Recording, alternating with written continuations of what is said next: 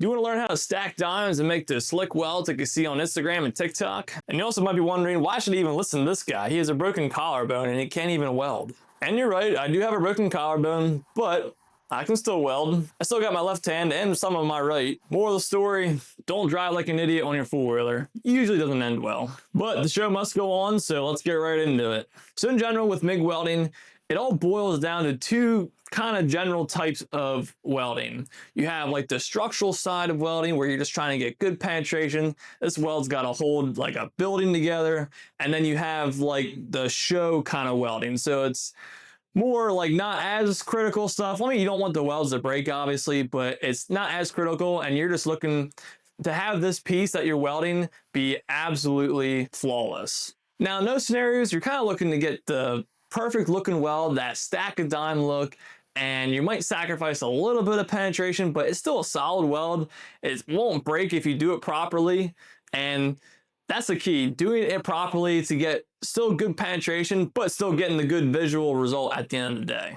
Now we're gonna get into both sides. So your structural side, getting that deep penetration, but getting a good looking weld, and also that stack and dime showy side, and how to do both of those techniques. And the settings you use for each technique is going to be drastically different. And we're also going to go into welding flat versus vertical up, and how your settings are drastically changed according to position you're in.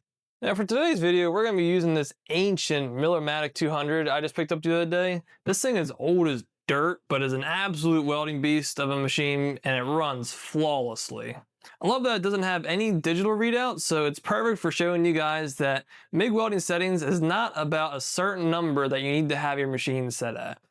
So to start us off, we'll be going over a technique here to get you a good penetrating structural weld. This technique is like super simple, and it's just a dragging motion with no manipulation at all. I always like a point angle of your gun because I feel like you can see your puddle way better, and just the control you can have of your puddle is way better, I feel like. With this technique and in the flat position, your aim is just to run super hot with your settings and just make sure that your puddle is just soaking into that metal with little to no ripple movement in the puddle. That gives you that smooth and slick look.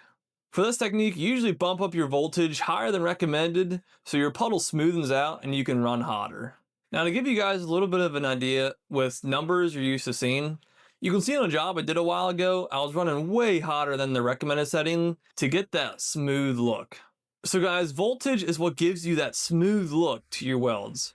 If your voltage is too low, your weld will look raised up and lumpy like you can see here. But on the other hand, if your voltage is too high, you'll notice more undercut on the edges, just like you can see here in the weld next to it. So you're aiming for a sweet spot right in between that to give you a nice, smooth looking weld, but yet filled out good. Oh yeah, that was cool. Now keep in mind, the position we are welding in currently is the flat position, but once you flip this joint up to do vertical, everything changes. Now I was actually teaching one of my students vertical MIG welding the other night, and with vertical, technique and settings had to be way more on point than in the flat position. Because now you're working against gravity going vertical instead of working with gravity in the flat position. Now I'll go more in depth with vertical MIG in a later video, but I just wanted to make a point that your settings that you have your machine dialed in at really changes depending on the position you're welding in. This is what I was welding at in the flat position, and this is what I was welding at in the vertical position. It's a big difference. Now another thing I wanted to mention is that technique is a huge factor here when it comes to vertical. These two welds are ran at the exact same setting, but I ran the bottom weld and my student, who is not as experienced with the technique, ran the top weld. So even though you could have the right setting, experience level and technique also play a big role in what your welds look like. So don't get frustrated if you're just starting out and your welds look kind of crappy. Practice makes perfect. Now let's get into how to stack these dimes like you see on Instagram and TikTok. So the technique I like doing to get good penetration is to do this lowercase e motion. You gotta drive that puddle into the joint and then come back over your bead to stack that dime, and then do it again. Drive that puddle into the joint and then come back over the bead to stack your next dime, and then just keep repeating that process as consistently as you possibly can. This is what it should look like when you're welding.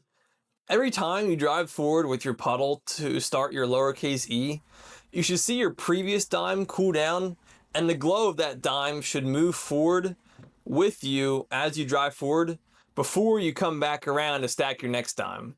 So as far as settings goes, this will take a little bit more patience to dial in. The way I like to dial in my machine for stacking dimes, and really for any machine I'm dialing in, is to start hot. With MIG welding, the #1 issue that causes welds to break is from welding too cold.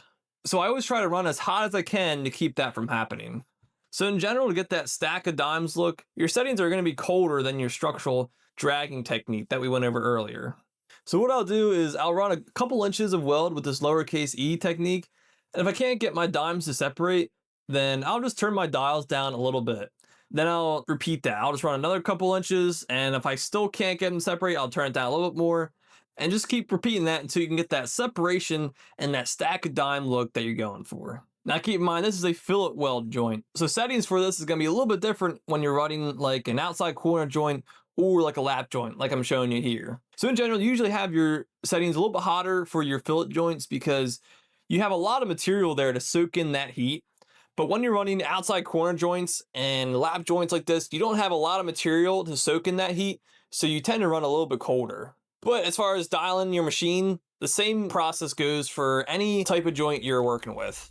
Now, the biggest tip here when learning these techniques is that this takes time. These techniques take so much time to nail down and to get it to where it's just a muscle memory and you're just not even thinking about it. So this is what I tell my students all the time.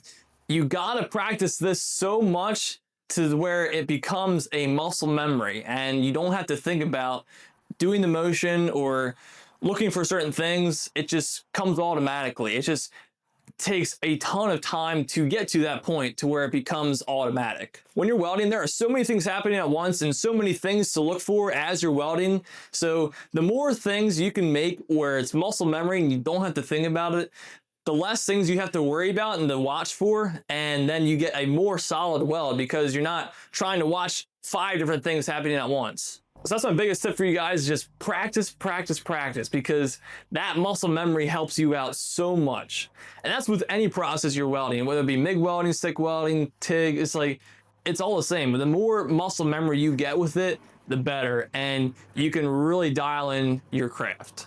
So as always, if you have any other questions on any part of this video or any questions on this whole like MIG welding series I did, or if there's anything else you want me to cover more in detail, just drop those in the comments below and I'll try to get back to you as best I can or make a video about it. And with that being said, hope you guys liked the video and we'll see you in the next one.